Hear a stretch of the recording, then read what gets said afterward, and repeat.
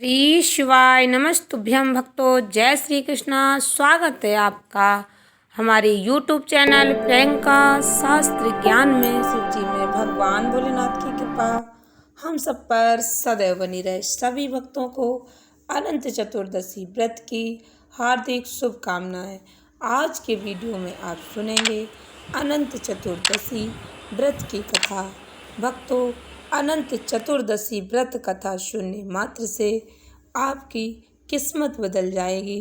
अनंत चतुर्दशी व्रत कथा का हमारे धर्म शास्त्रों में विशेष महत्व बताया गया है। अनंत चतुर्दशी व्रत का अग्नि पुराण में स्पष्ट वर्णन मिलता है। वीडियो में आगे बढ़ने से पहले कमेंट बॉक्स में पूर्ण श्रद्धा भक्ति के साथ हर हर महादेव, जय श्री कृष्णा अवश्य लिखें। चैनल पर पहली बार विजिट हुए, पहली बार मेरी आवाज़ सुन रहे तो चैनल को सब्सक्राइब करके बेल आइकन अवश्य दबाएं। इससे हमारे वीडियो की नोटिफिकेशन आप तक पहुंचती रहे।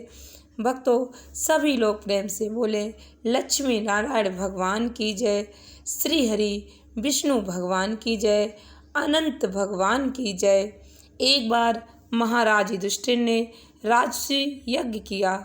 उस समय यज्ञ मंडप का निर्माण बहुत ही सुंदर और अद्भुत था।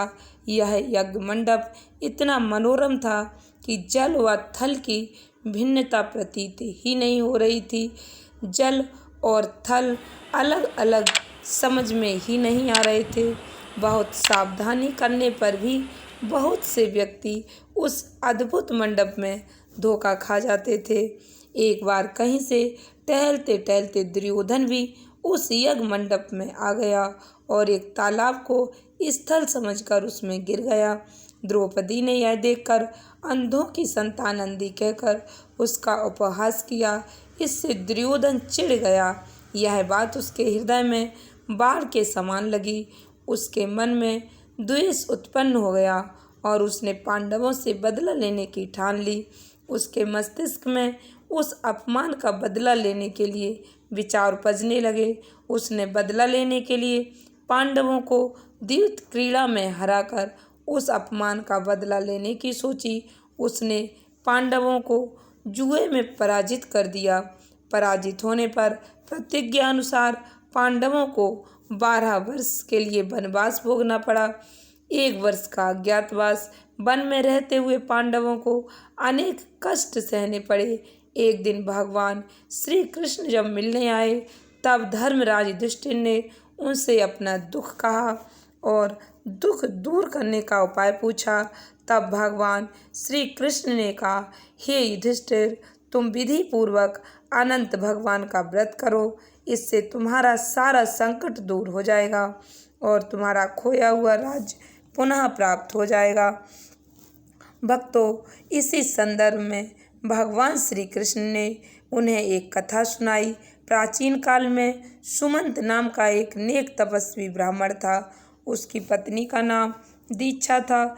उसकी परम सुंदरी, धर्मपरायण तथा ज्योतिर्मय एक कन्या थी जिसका नाम सुशीला था। सुशीला जब बड़ी हुई तो उसकी माता दीक्षा की मृत्यु हो गई। पत्नी के मरने के बाद सुमंत ने करकसा नामक स्त्री से दूसरा विवाह कर लिया। सुशीला का विवाह ब्राह्मण सुमंत ने कौंडिन्य ऋषि के साथ कर दिया। विदाई में कुछ देने की बात पर करकसा ने दामाद को कुछ ईंटें और पत्थरों के टुकड़े बांध कर दे दिए।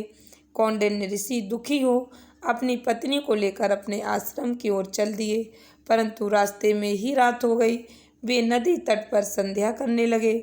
सुशीला ने देखा वहाँ पर बहुत सी स्त्रियाँ सुंदर वस्त्र धारण कर किसी देवता की पूजा कर रही थी। सुशीला के पूछने पर उन्होंने विधि पूर्वक अनंत व्रत की महत्ता बताई। सुशीला ने वहीं से व्रत का अनुष्ठान किया और 14 गांठों वाला डोरा हाथ में बांधकर ऋषि कौंडिन्य के पास आ गई। कौंडिन्य ने सुशीला से डोरे के बारे में पूछा तो उसने सारी बात बता दी। उन्होंने डोरे को तोड़कर अग्नि में डाल दिया।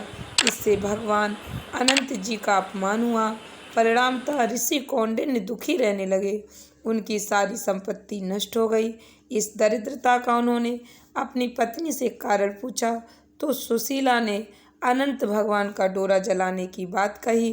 पश्चाताप करते हुए ऋषि कौंडिन्य अनंत डोरे की प्राप्ति के लिए वन में चले गए। वन में कई दिनों तक भटकते भटकते निराश होकर एक दिन भूमि पर गिर पड़े। तब अनंत भगवान प्रकट होकर बोले, हे कौंडिन्य, तुमने मेरा तिरस्कार किया था, उसी से तुम्हें इतना कष्ट भोगना पड़ा। तुम दुखी हुए, अब तुमने पश्चाताप किया है, मैं तुमसे प्रसन्न हूँ।